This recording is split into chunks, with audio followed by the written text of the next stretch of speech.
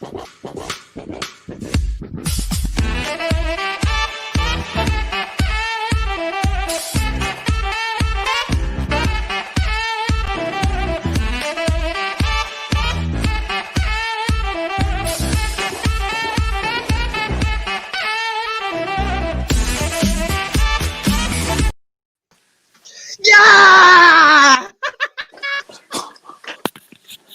Yes!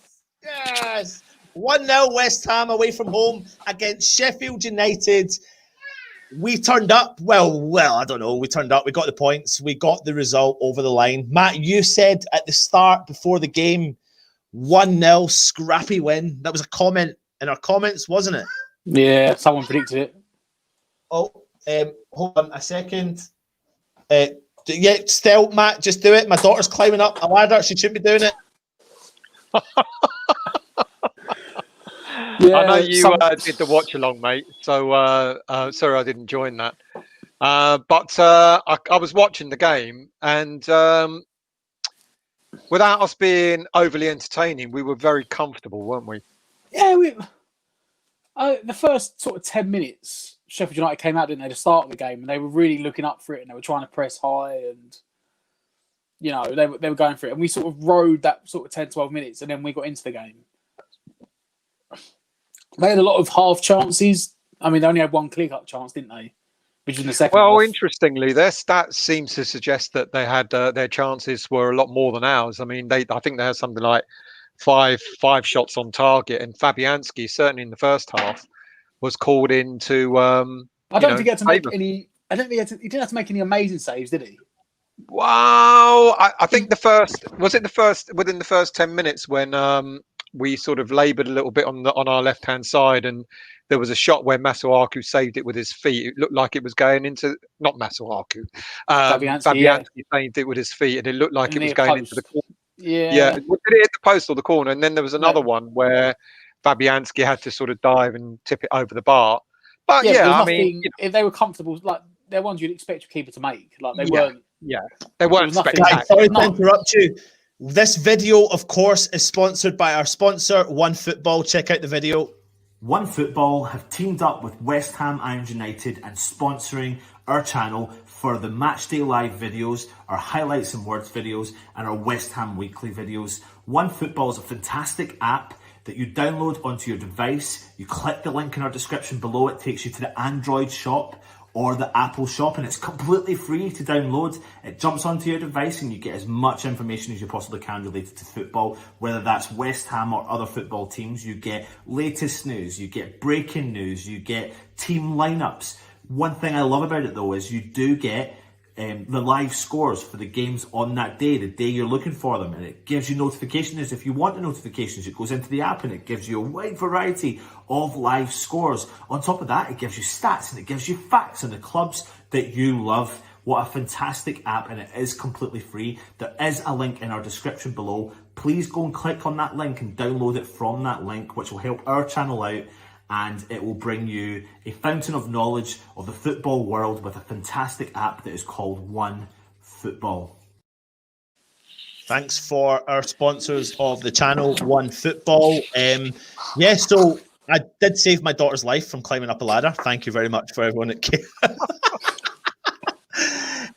So listen, there's some of the stats. The general possession, 51% to Sheffield United to West Ham's 49%.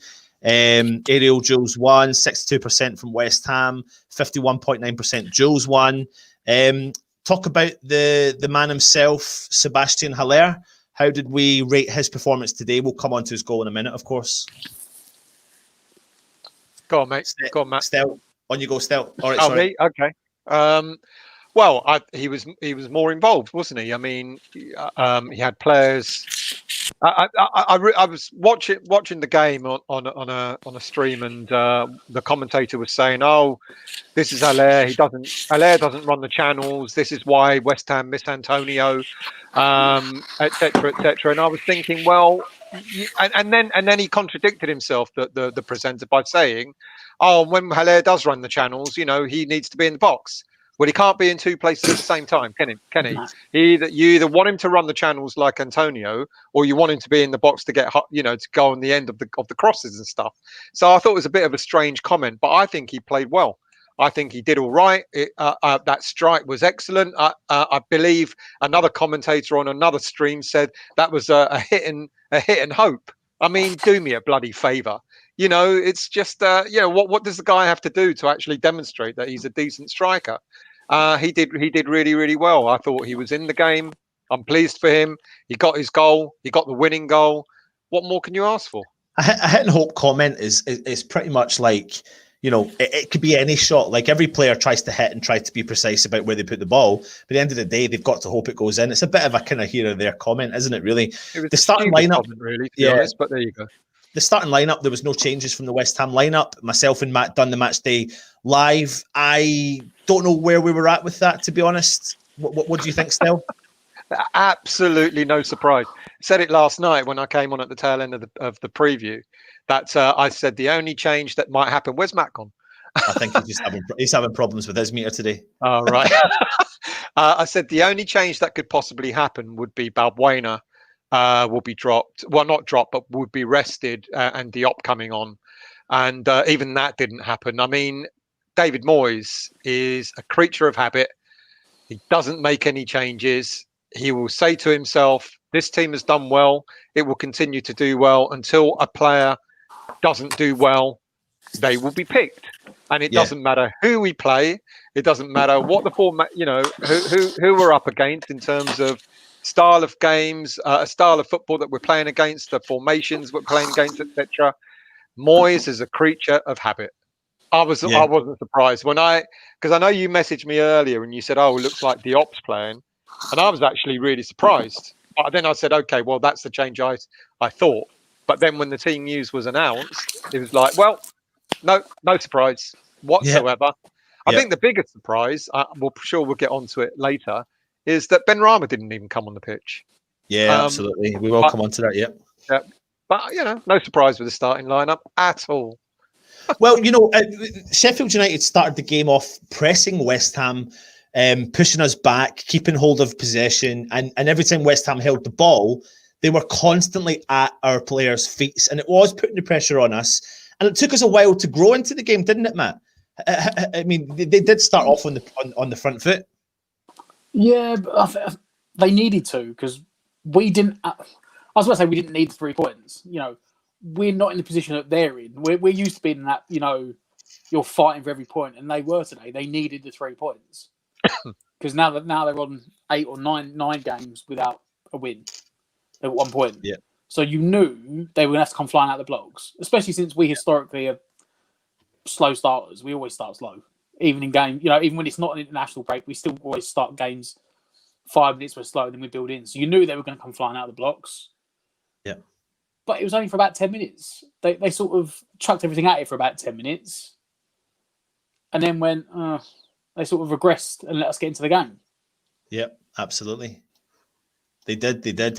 And then, of course, we had a really good chance. Haller won he won a lot of aerial battles today. In actual fact, here we go. I've got some stats from today's game related to Sebastian Haller. His contribution for West Ham today, he had 54 touches, 8 in the opposition box, his most in the Premier League this season. 24 duels, and he won 12 out of 17 aerial duels, more than any other player. He created 3 chances. He had 4 shots, 2 on target. And of course, he scored one of those goals, and that's the second Premier League goal of the season.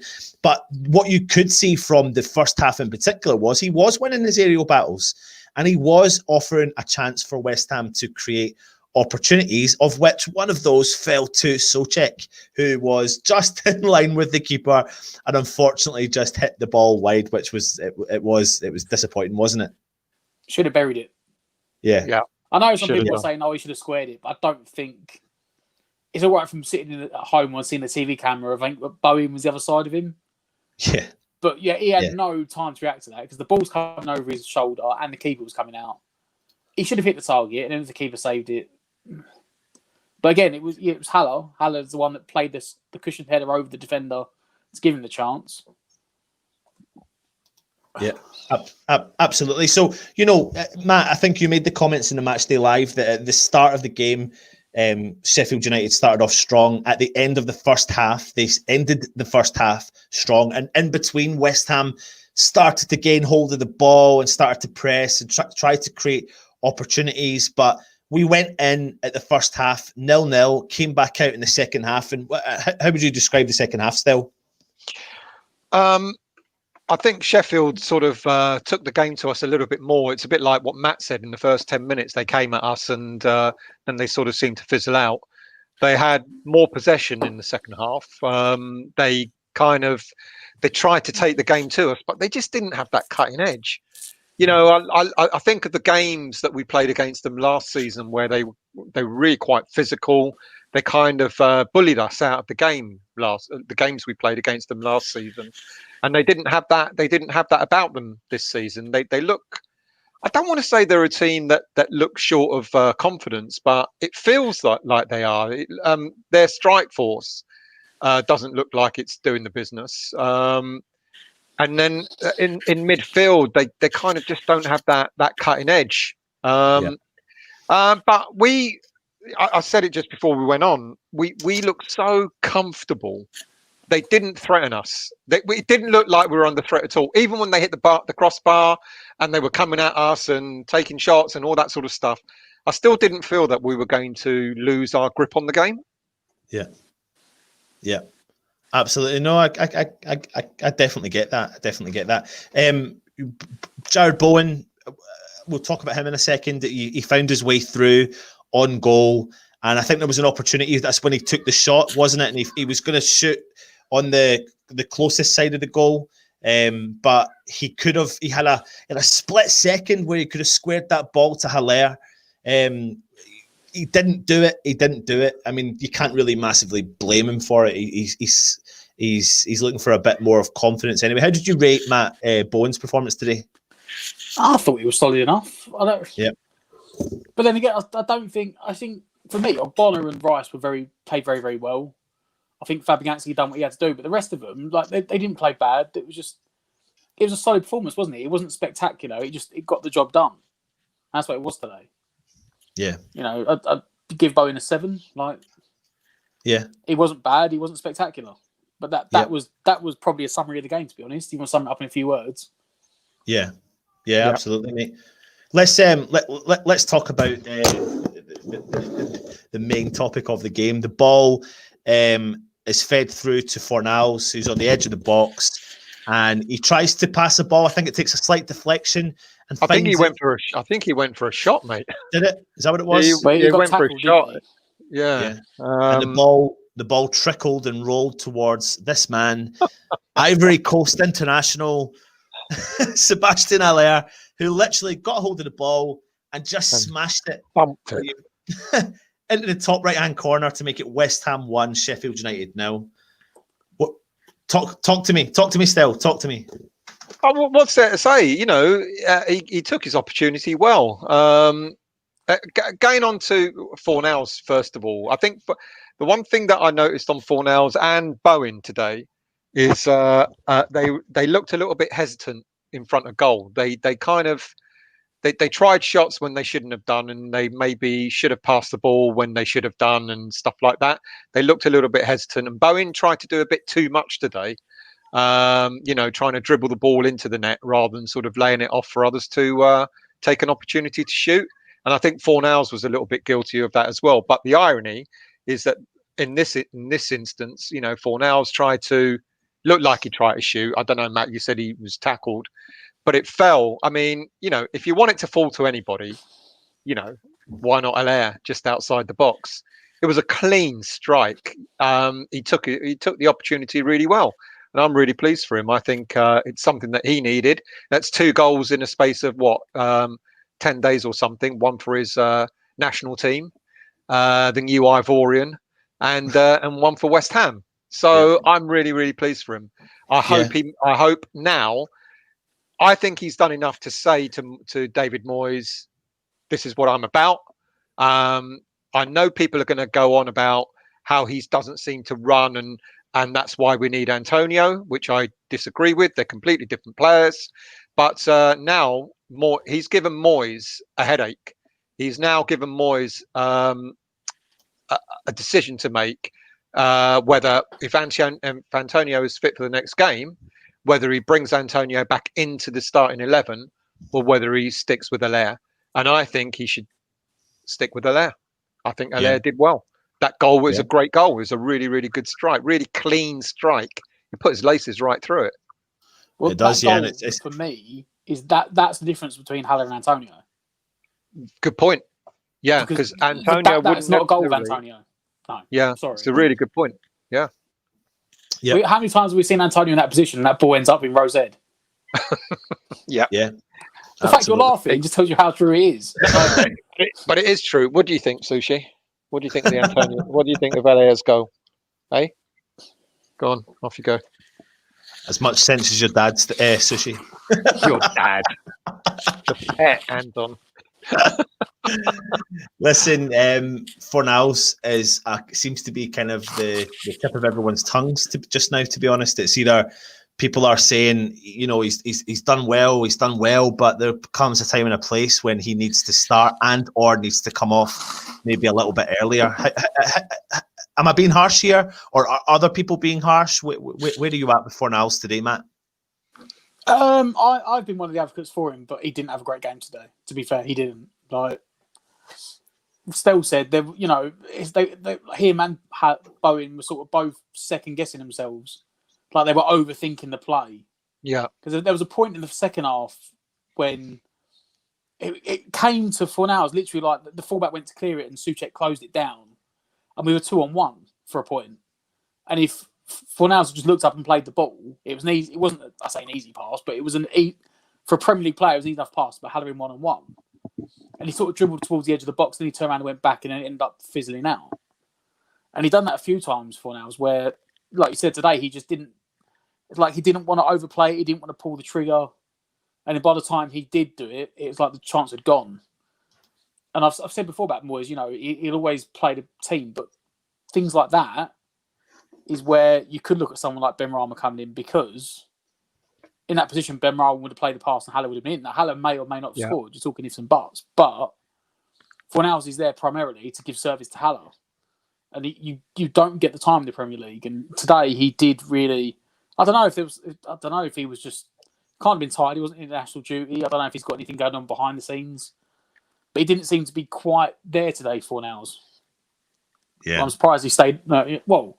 Obviously, he did come off the end for Lanzini, but that was that. See, let's move on to. I mean, that was a surprise substitution, because I agree with you, Matt. It was the kind of game that, in a way, I think Sheffield were there for the taking, in a sense of that we could have maybe put another couple past them, had it not been, as Matt just pointed out, for the final decision making in the final third of the pitch. And I think Fornals and Bowen were kind of guilty of that. I think Bowen had a better game than Fornals, and I don't think Fornals had a bad game. But I kind of agree with what Matt said. That when Fornals came off, I was really surprised to see Lanzini come on. Not because I think actually Lanzini did all right, but I think he had a very good game, to be fair. Yeah, I think he did. But I think it was a game where Benrahma would have come in and he would have taken it by the scruff of the neck, and we may have got another goal or two.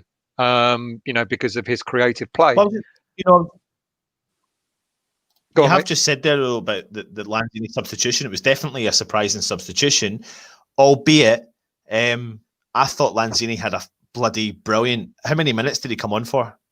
About 15, 20 minutes. 20 minutes, yeah. 15, 20 minutes. Absolutely no problem with his performance. Yeah. No. I'm not dismissing his performance at all. I just think it was a surprise substitution. 100%. Yeah. Definitely. I think it was the kind of the way the game was going. I think it would have probably suited Benrahma more than it did Lanzini. But having said that, you know, he played well. Yeah. It's given him the kind of confidence to sort of look forward. It's good to have it's good to have players, you know, who are on the bench that could, you know, are picking up the confidence. I think what Moyes needs to do now, he needs to give Benrahma that confidence too. Yeah, absolutely. You know, but it's something else. We've walked out today with our fourth clean sheet of the Premier League season, which is a huge feat. Talk to me about our defence and Oggies, Balbuena, Cresswell. There seems to be a nice little three partnership there. It seems to be working. It seems to be working back there. Talk to me, Stel. Come on. Ogbona's man of the match for me yet again. A choice between him and Declan. You know, which of the two would you give it to? I mean, this guy has become a rock in our defence, and you could see the way he manages that defence. He clearly relishes playing in the back three because he's actually quite commanding in a back three. It's really quite interesting when, you know, he got slated a lot for his performances in the past when he was, you know, part of a back two central defenders. But it seems, you know, not only does it seem to suit Cresswell playing in a back three, it seems to have made Ogbonna even better as a defender. And the guy, I mean, do you know what? I'll tell you what, lads, and I'm not kidding. If and when he goes, you know, he's 32 now. You know, he's a sort of player that could go at the end of the season. You know, if Moyes decided to bring in another defender, another central defender, I think he'd be a massive, massive loss to us. Is it a coincidence that he's really? I'm not going to lie. He's definitely been a rock, 100%. He's gone to the next level since Balbuena's come into the team. Yeah, because you have to go back and look at the performances beside Ogbonna and Diop, and they were, you know, there has been massive changes. And since Balbuena, I think, has Balbuena not been pivotal in for how many of those clean sheets? Let me just quickly have a... Mate, you're absolutely right. He came in, I think, Balbuena in the third game. The Leicester game? I think that was our third game. Yeah. Let me have a look here. I'm just checking the Wolves. Was it Leicester or Wolves? Whichever way round it was. And we have, well, whatever the third game was, because Wolves, there you go. It was Wolves. Wolves. Yeah, that was our third game. It was after the Arsenal game. Yeah, and he hasn't looked back since. And people keep saying that, you know, Diop is meant to be the better defender, but it just clearly didn't suit the way we ironically clearly didn't suit the way we played in defence. And but what you've got is the best of. Sorry, Stel. You've got the best of Balbuena, who suits the style of the best of Ogbonna. And I've always said it about the defence. As long as you've got a decent partnership back there, one who is the Ogbonna, the rock, and then you've got the Balbuena who's calm, collected, like that will work. But when you've got your two rocks, your two guys, Diop is too similar to Oggy, and they just don't work. Simple. I don't know. I don't think they are similar to each other. I know what you mean, because they both, Ogbonna and Diop both like jumping in all the time. Yeah. You know, it's like when you had Reed and Ogbonna, Reed would sit, and same like when you had Collins would sit and then Ogbonna would go. But when you got them both in, whereas Balbuena seems to read the game better, and Balbuena doesn't always dive in. He'll only dive in if he has to. Like I think you saw one play in the second half when he dived in, won the ball, and then we counter-attacked. Might have even been the first half. But Balbuena doesn't dive in. He's quite happy to sit there and let Ogbonna. And Cresswell doesn't really do it either. So it's like, with the three of them there, it sort of lets them go, okay, well, you can go and dive in the middle one, and either side of you, we can cover.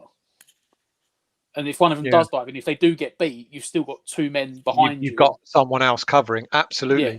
And they really do complement each other. It is, I mean, that's why, I said earlier, even when we're sort of a little bit under the cosh, I didn't think we were going to be in danger. It didn't feel at any time that we were going to collapse. I mean, how many times have we spoken about, and the whole of media have spoken about the number of defeats and points dropped? Oh, points dropped, yeah. Yeah, commanding positions. Well, you notice that's now started disappearing.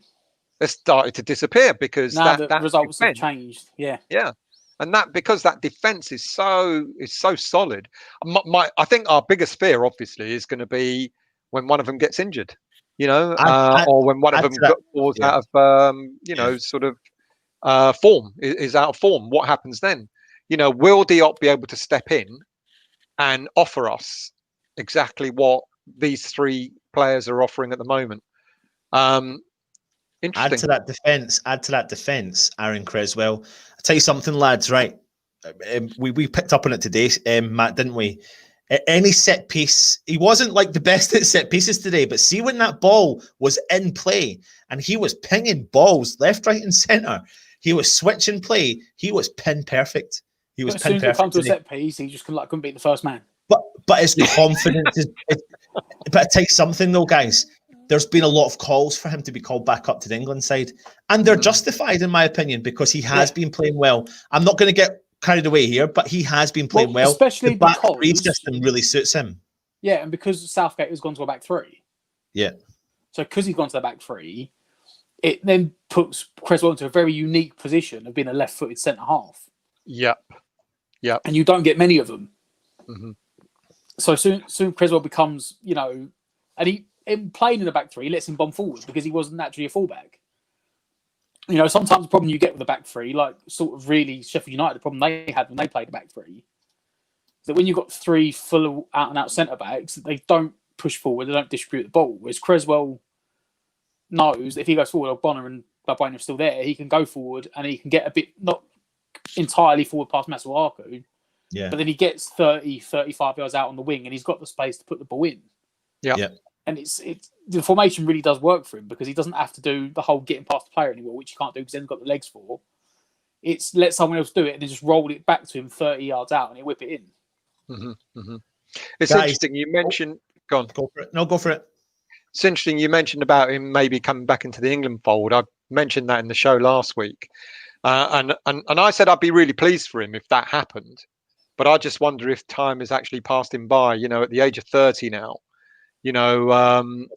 Will time have passed him by? Yeah. And would I want him to go back into the England team? Probably I think no. Selfishly as a West Ham fan, absolutely not. Yeah. But for him, on a personal level, it would be wonderful. He's only had 3 caps for England. And it would be wonderful to add to that. And you're right, Matt. Now that England have gone to a back three as well, it would absolutely suit him, and it is unique for him. Would I want it as a West Ham fan? No. That's why he'll go away and get injured. Well, that's the other thing I didn't want to say. He'll go away, he'll get injured, we'll lose him for 3 months, and then we'll be really pissed off. So. Something else today brought us was the return of Captain Noble. He came on. Did he take the arm? He didn't take the armband, did he? No, he didn't. He didn't. But listen, he was effective. He done what he came on to do. He held the ball in the corner. He won a corner. Seconds. He won a throw-in. Matt, I tell you what. Let's rewind all the way back to that Antonio game against Crystal Palace when he had the ball in the corner. Don't, mate. Mate, I was there for that. I was there for that. And Antonio, instead of holding it, tried to fucking cross it. He gave it to the keeper, and then they scored. Exactly. So I tell you what, see that 90 seconds of bringing in Noble, who cares? See if he does that for the rest of his career. Happy days. I'll take that. Captain Noble, welcome back, mate. Listen, we're actually on target to not... I'm going to just show everyone the Premier League table, and then I'm assuming you guys will go through the comments, because Stella, I know you've got your West Ham Weekly show tonight as well. So drag it on too far. Let's just have a look at the Premier League table. Let's screw the top 2. We don't want to look at them. West Ham sitting in... West Ham sitting in 8th place. We've played 9 games. We've won 4. We've drew 2. We've lost 3. Scored 15. Conceded 10 with a +5 goal difference. Here's a little quiz question for you. When was the last time we had a start as good as that? I'll tell you. I'll put you out of your misery. Upton Park? Last season Upton Park, maybe? Last season at the Bowling under Billich. Do you know what, guys? Everyone, it's got something to do with the football strip, hasn't it? Do you know what? Everyone hated. Do you know what? They've both grown on me. Both home and away shirts have grown on me. Absolutely. I must admit, the home shirt's grown on me. I really do like the home shirt. I actually like the away shirt as well. And ironically, they both are the same kits virtually as we had in the last season at the Bowling. Yeah. Well, listen, maybe that's what we got to do from now on. Just keep the same kit. That claret and blue really goes well for us. I'm going to leave Stel and Matt to close off and do some of the comments. And thanks for watching. Subscribe to the channel. Hit the thumbs up. Keep the comments coming in. And, of course, download the OneFootball app. It's in our description below. And anyway, who cares? West Ham won. And we've got the 3 points. Stel, Matt, I'll see you soon. You carry on with the comments. Take it easy. So let's start. Well, as far back as I can go. Well, we can go professional now. Ant's gone. Exactly. Amateur hours over. He was running out of money in the meter, so he had to go. Otherwise, it would have just frozen. You know what he actually said to me? He's sitting in his attic. You know, he's moved up to his loft. Yeah, that's right. Yeah. He's got no heating up there. He said it's absolutely freezing. God. It's either boiling hot under the stairs, or it's freezing cold up in the attic. He's like, I need to get a heater. Sort it out, mate. Sort it out. He's too tight to buy a heater anyway. Scottish. Hello, Joan. Thanks for joining us. We haven't won there for decades. Moyes got his first win there. Well done to him. Thoughts on Masuaku? Hello, Jake. Masuaku, I mean, I think he did all right. What about you, mate? Masuaku? Yeah, well, as I say, the first 10 minutes, they sort of targeted him, didn't they? And they pushed their fullbacks really high up. Yeah. But then once he started getting on the ball, that stopped. They then started panicking and going back the other way. I said there was a couple of times, I think in the second half I called it when I was commentating, and I was like, yeah. I was like, he's got the ball, he's taken on two people, and then he's played it into the middle of the park and just given it away. And ironically, the next comment, Arthur nearly cost us 2 points. You know, because there were one or two. Do you know what? The one thing, I'm not going to start knocking Masuaku. I think what happens is when we're playing okay, I think players like Masuaku start getting a bit lax. They get really cocky and confident, don't they? They get cocky and confident, and they start doing a bit more than they should. And then before you know it, you know, I'd never forget the game against Brighton. Was it last season, mate? It came on and we were 3-1. 3-1 up. 3-1 up with something like 10 minutes to go or whatever it was. It was the second goal, wasn't it? And he could have just played it down the line. And he said he tried to play like a what was it? Like a 50-yard diagonal ball and kicked it straight against the defender and it bobbed up. And then, admittedly, Bonner and Diop still made an absolute fucking hash. They made a howler of it as well, yeah. But if he'd just played it down the line, and that's the sort of thing he does. He'll do a bit of skill and then... But then when it pays off, there was a few times today he did do it and it did pay off. And it looked wonderful. But I think that's the thing we've got to worry about. I think some of our players, just because we're doing well, that doesn't mean they have to not do their job. And shouldn't get too cocky. James, good afternoon, mate. Why would Balbuena be dropped when he's playing so well? Not suggesting Balbuena should have been dropped. What I said was that I thought that maybe he'd be given a rest because of the amount of mileage. Yeah, because would you say it was like 12,000 miles or something? 12,500 miles he's travelled. And I didn't realise he only got back Thursday night. Exactly. Yeah. And I didn't realise until afterwards. He played really well. Said himself he was debating dropping him. Moyes said it in his pre-match interview, didn't he? That's right. He's like, oh, we'll have to check his fitness and see how he is because he can only get so much rest in 2 days. Exactly. Having done all that travelling. But to be fair to Balbuena, he did well. He did very well. So James, not suggesting he should have been dropped, mate. It was more about him resting. Good afternoon, Robert. Haller done a job for us. He played as good as he could, considering he hasn't got a partner up top. He scored the winning goal. Can't ask for much more. Haller's performance today, mate? I thought he'd done quite well, to be fair. Like we said with the stats earlier we put up. He won his duels. He won his headers. A lot of the time he was winning it. There was no one around him. But he was still winning his header. Like, at the end of the day, if you're putting a target man up front, his job's to win the header. And he was winning. And he was doing that throughout the whole game. Yeah. Yeah. And as Kent puts it nicely, feed Haller, and he will score. He won 99. There you go, mate. He won 99% of his headers, ran more, and if players pick right passes, he would have had 2 goals. And that's the thing I was kind of alluding to earlier when we mentioned about Fornals and Bowen. Just that I know they're eager to score as well, but I think there were a couple of occasions when maybe other players. For me, it was more so the Fornals one. The Bowen one, he cut inside the defender, and in that position of the attacker, you're always going to shoot. But the Fornals one, he was so far out on the wing. There was one defender in the middle. He just to play it beyond him. Haller was in 1-on-1. Mm-hmm. And he just took so long to play it, and the chance was gone. It's gone. Yeah. Now, admittedly, it doesn't mean he's going to score if you play the ball, but you've got to give him the chance. He had really minimal service in that game. Again, he did, didn't he? But he still found a way to score. He did have minimal service, and other people will turn around and say it's because he's lazy. But you've got to feed him the ball in order for him to do something with it.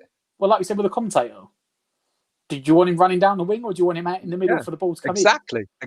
I actually don't want him running down the wings. To be honest, I don't. That's the task of Bowen and Masuaku. Yeah, Um, whoever the wingers are, that's their job. Ian, Fab was excellent today. If I can get the comment up, Fab was excellent today. Made some. Fab looked like he was back to his. Well, he was usual Fab, wasn't it? He just made all the saves you expect him to make, and that's always that was the thing that I think ruined him at Arsenal, because there was a time at Arsenal when he didn't make the saves you'd expect. But that's what he found at Swansea, and what he's done with us is that he will occasionally make a world-class save, but he generally 99 times out of 100 will always make the saves you expect, and that's what he's done today. Yeah, agreed. Mark, just wish that our players would shoot when they are in the box, take a chance. What we kind of said a moment ago, mate. Ian, when Moyes was in charge of Everton, he always grounded out results against us. I can see his traits now appearing in our team. Are we becoming boring, or are we just becoming better? We're becoming defensively better. Yeah, that I agree with. We're becoming more solid. Yeah. Like today, that if that was a Pellegrini game, we wouldn't have got the points out of it. Do you reckon? Yeah. You don't think we would have gone and won that by 2 or 3 goals rather than the odd goal? When they made, immediately it played right into our hands. I did say this on the live watch along. They made a sub, and it was about 15, 20 minutes to go, and they took off one of the centre backs for Lundstrom. That's they went right. to a back 4. Yeah. But they don't play with a back 4. They need the fullbacks. It kind of nullified them a bit, didn't it? They were just playing long balls from the halfway line. Yeah. And I think that was around the time when Lanzini came on. And for me, that would have been the time when you should have brought they made both someone like at the same Ben time, Rama didn't they? I think if Lundstrom came on for one of the centre backs, yeah, the was like, they're going to back 4 now, they're giving it a go. Hmm. But if you watch them last season and then this season, they played with the 3 at the backs, 3 centre backs, and they, like we do, and they've got them wing backs that bomb up and down the pitch all day and put crosses in for the 2 in the middle, because they play with 2 centre forwards. Yeah. And as soon as they changed it and went to like a 4-3-3, it's like they got rid of their width. And the last 15 minutes, they were just pumping in balls from the halfway line. And it did nothing. Nullified them completely. We got 3 centre backs and Rice and Souček. Yeah, agreed. What else have we got? I don't think you'd have seen that under Pellegrini, because we've been playing 4 at the back and he'd have still been bombing forward. But you notice that once that last 10 minutes. But that's what I was advocating by having Ben Rama on to bomb forward. Difference. But you're talking about bringing one of the 2 wingers off like for like. Yeah. But I'm saying we had the 3 at the back and the 2 holding midfielders, whereas you wouldn't have had that with Pellegrini. He always played 1, didn't he? It'd have been like you'd have had like Lanzini would have come on for Souček. Like, he wouldn't have shut the game out. Yeah, he wouldn't have shut it out. No. Whereas you might call it boring, but we're on 14 points after 9 games, mate. Let boring reign. Like... Robert, play Antonio and Haller up front in the next game. Would you do that? I wouldn't. We were talking about this in the live stream. Someone said it, and I was like, they can't. The only way you could fit Antonio in would be to put him on the wing, which nullifies what he does in a way. Which what he's been doing, yeah. But also, like we said today during the pre-match and the live stream during the game, there's no centre forward on the bench. So thank God Haller did score, because if Sheffield United score, we scored and they brought on 2 centre forwards off the bench. They brought on, they had McBurney and McGoldrick on. Then they brought on Brewster. Then they brought on Lundstrom. They were going for it. We had Lanzini and Ben Rama. Yeah. We didn't have a centre forward. So I don't think you'll see them play together, because one, I don't think so. He's not going to change the formation, and Antonio at wing's kind of wasted. But also, we've only got 2 strikers. So he's not going to risk putting them both on the same pitch at the same time, is he? Because you need options. The Pablo, no one deserves to be dropped, so they won't be.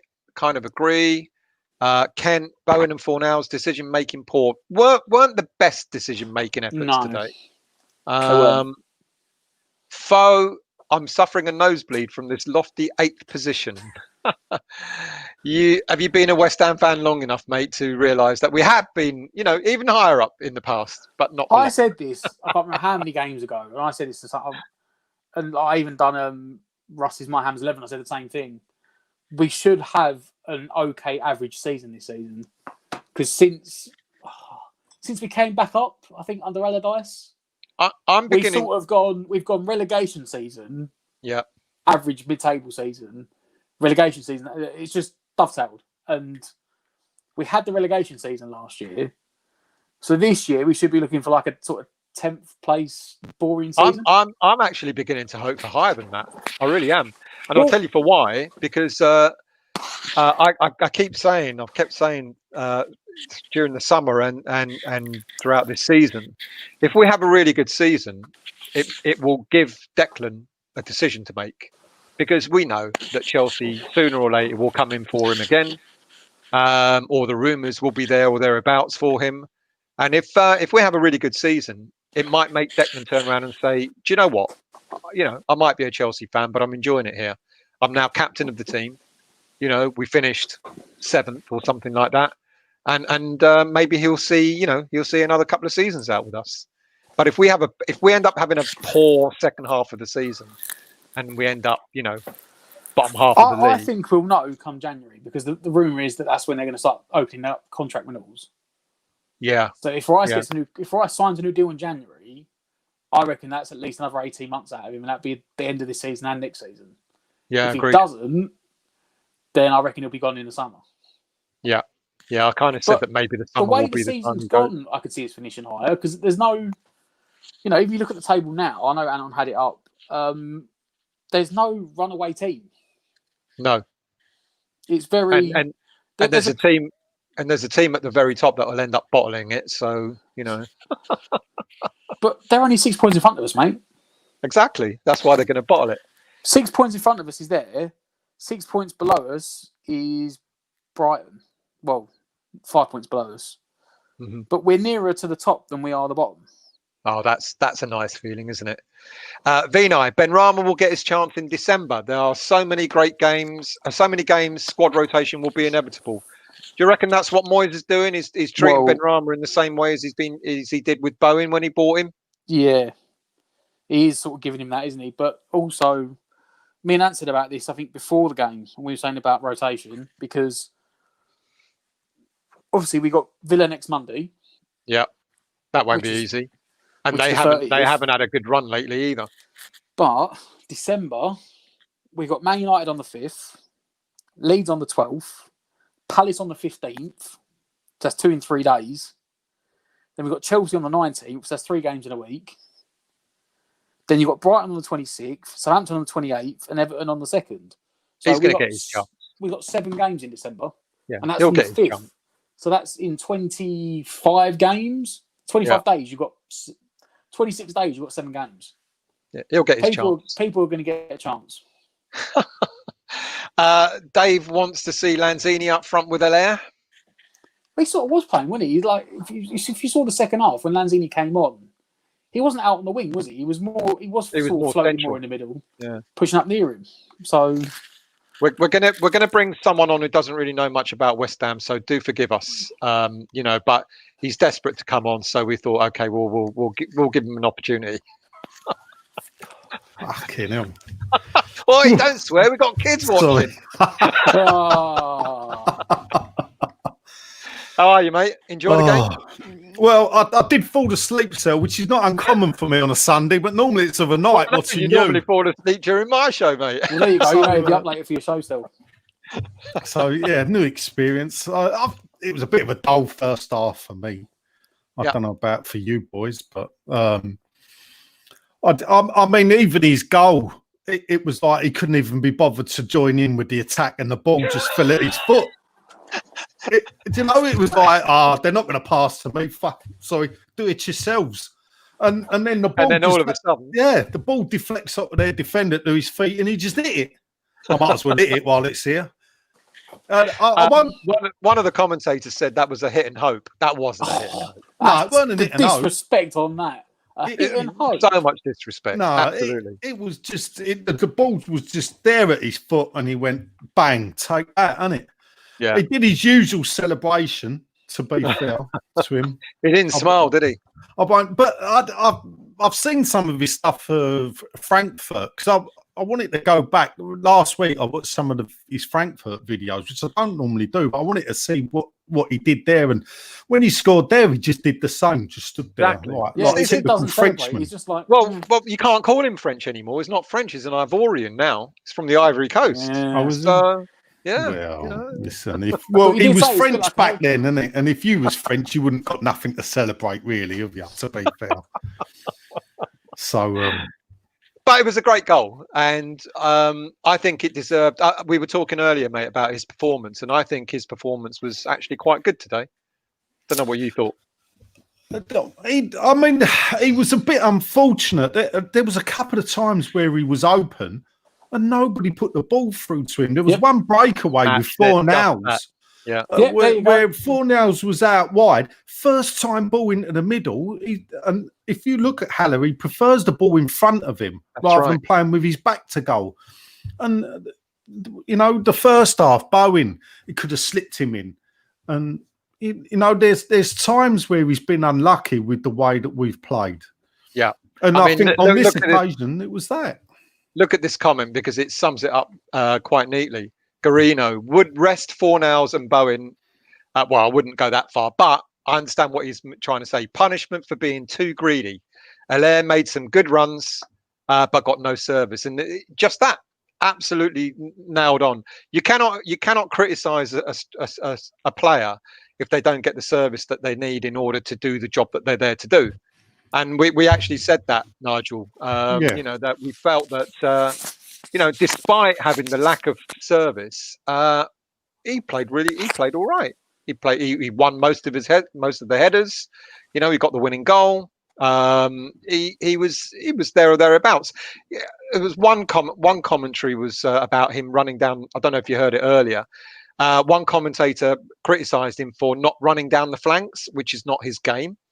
And then at the same time, in the same sentence, he went, but then he should be in the box picking up the crosses. Well, you can't run down the flanks if you're going to be in, you know, and be in the box at the same time on the receiving end of the crosses. So I don't want to see Haller running down the flanks, to be honest with you. That's not his game, is it? No, it's not. I mean, the funny thing about it is if you look at the game of a whole, even the Fulham game, is the last two games we've won 1-0. And you could say, fortunately, because, you know, Fulham should have equalised with the last kick of the game and the penalty. McBurney, you know, should have, you know, he smacked it as hard as he could, and we were lucky it hit the crossbar. Yeah. So, you know, we're not playing as well as we have done. When you look at the likes of when we beat Wolves and when we beat Leicester and how we were firing then. But, you know, the mark of a good team is to play not so well, not be on your game and still win games. I mean, we talked about this, Matt. Do you think it's because we're not playing so well, or was it because Moyes is still being cautious in his lineup, his formation, stuff like that? Well, there was the comment earlier. Could we be taking the game to these teams or not? It's a catch-22, isn't it? Because if he does it and we lose and ship 3 goals, well, why have you gone for the game? Yeah. But it's that there was that comment earlier that said, you know, we now look like his Everton team in grinding out results. But I'm not being funny. When Moyes turned up, we were all saying, let's hope we've got the Moyes from Everton and not the Moyes from Sunderland. So, to be fair, if we've got the Moyes from Everton, I'm going to be quite happy. I think he had one bad season every 4 years with Everton.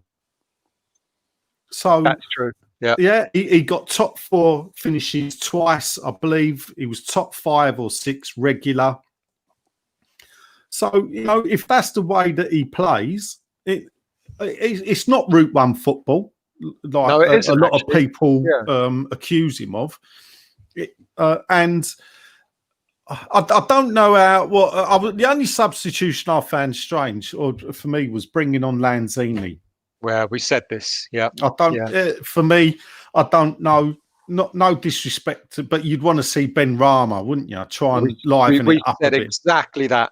I mean, his loving with Lanzini is back again, isn't it? Because we criticised him when he first, when he came back to West Ham, that he was playing Lanzini when Lanzini was completely out of form. And he kept persevering with him, and it seems that loving is back again, because we agree. Matt said it, I said it. It looked like the right time to bring Ben Rama on to run at that team, to cause them problems and maybe nicking another goal. And yet but having said that, Lanzini had a good game. He didn't do too badly, but it wasn't the right substitution, was it? Not for me. Perhaps he thought Ben Rama is a luxury player. And not one of his players. Yeah, not one of his players, but he's a luxury player. And when you're 1-0 away from home against Sheffield United, you want someone that might want to dig in a bit. Lanzini is not a player that digs in. But up against Ben Rama, yeah, perhaps Lanzini is. Yeah. It's onwards and upwards, isn't it? So next up, Aston Villa. Yeah. Who we see, Harry Potter waved his wand and they lost 2-1. So now we have to see how we do on against that. I mean, let's face it, their front line's going to give us a bigger test than Sheffield United's front line. Yeah, I agree with that. They're going to run at us, aren't they? They're going to really test us. I'll tell you what I like, though, fun that was, he could do a term for us, funny enough, is that Bulldog. I know we had his brother, but I liked him at right back. If Sheffield United went down, I wouldn't be too sad to see us pick him up. I don't know how old he is or whatever. Don't know. I'm not sure, to be fair. Matt's the stato. He'll probably be able to tell us. But go on, mate. You're going to say? No, yeah, it's just it was. I mean, they had their chances. Fabianski, thankfully, did what he had to do with his saves. So I didn't find it that entertaining, I must admit. It was like a Sunday afternoon. It was like watching a Columbo movie, wasn't it? Well, yeah. You've had your Sunday dinner. I'm going to sit back and put the newspaper over my head and fall asleep.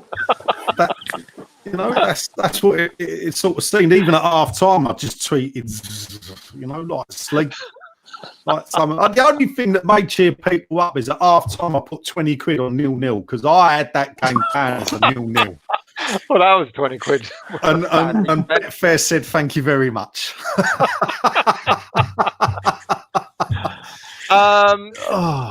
So apart from the win, Matt, what do we take out of this game moving forward? Because you're absolutely right, Nigel.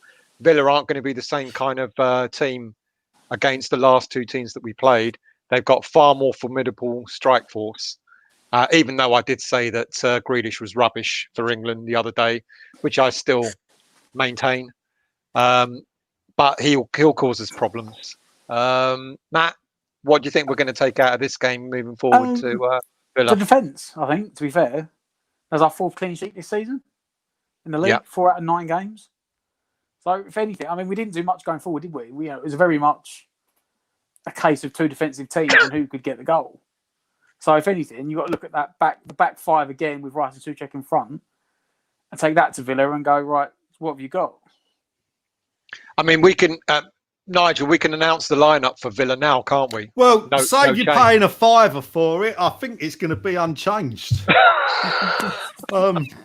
There you go. Injuries pending, it will be unchanged. It will be unchanged, won't it? I mean, actually, I mean, when you think about it being Villa, I think if there is a change, it might just be that Antonio plays. But that would be harsh on Haller. I don't think because Haller scored, didn't he? Yeah. Yeah.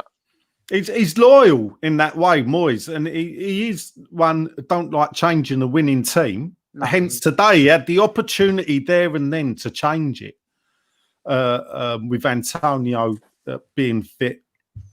And I suppose, in a way, we could have brought Ben Rama in. Yeah. He had the perfect opportunity to bring Ben Rama in. But he didn't take it, did he? He stuck with the same people that had done all right by him pre the international break. You mentioned Haller a minute ago. Haller celebrated on international duty, sending the message, feed me, I'll score.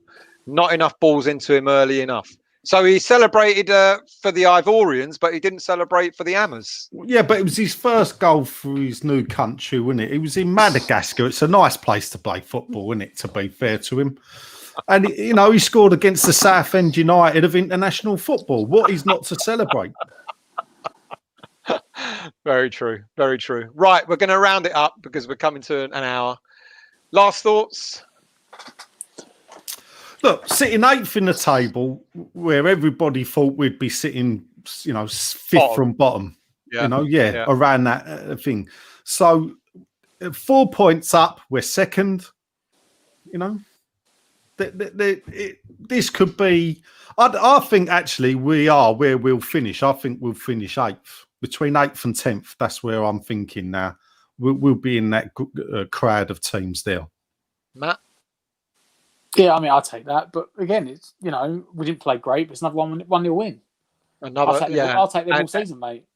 And it kind of justifies Moyes' decision making, his selection, his format, his you know, you've said it, Nigel. You know, when I've suggested you know, maybe he should change it up a bit, and he went and you've said, well, why change it if it's not broken? Yeah. You know, so I go with that. I guess I don't know what I'm looking for. I think maybe what I'd like to see is you know, when we are sort of 10, 15 minutes to go, is maybe really kill off the opposition. Which is why, you know, I agree with you, Nigel. The Lanzini substitution was a surprise. It wasn't a bad one, but I think that's when I would have liked to have seen Benrahma to go on and really run at them and give them something to worry about, not give them a sniff to try and get back into the game, because they changed their formation to try and get back into it. Matt, you were right. It actually backfired on them going with a flat back four. But yeah, I'm happy. I think we're all happy, aren't we? You know, and Leeds are holding Arsenal to 0-0 at half time. Not that we care. So it's all happy days, isn't it? And Spurs are top of the table. Well, as I said earlier, they'll bottle it and they'll finish 6th. Well, as I told my Spurs, mate, you won't be there tonight, mate, because whoever wins out of Leicester and Liverpool's going to go top. So there you go. There you go. You had your fun. That's your lot. Matt's disappeared, so I think it's time for all of us to disappear. I'm on my show tonight, West Ham Weekly, so do join me for that. I'll try not. Oh, sorry, Sal. I thought you'd started. I'll try not to come on too late. I'll be on. What time would you like me on, Nigel? 8:30? Yeah, 8:30. Before you fall asleep? Yeah, no longer than that. I've been awake since 5:30. So right, 8:30 is. So I'll be on. I'll put it up on the poster later. Do join me for that. Thank you all for your comments. Sorry we didn't go through all of them. My apologies for that, but we'll make up for it tonight on the West Ham Weekly. Mate, thanks for coming on. Chat to you later. Matt, wherever you've gone, thanks for being on and doing the match day live. And we'll see you all soon. Enjoy.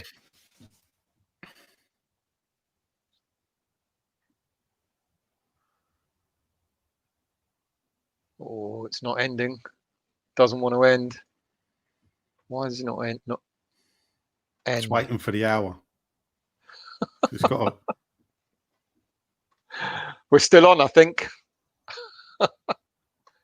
Yeah, it won't end. Don't know why. This does this sometimes.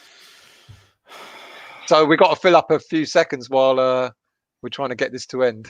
So we'll say something really intelligent, and just at that time, it'll end, and then that'll be it. Oh, it's cold in here. Are we still live? What do you want to talk about? It's like my pair of boots. Look.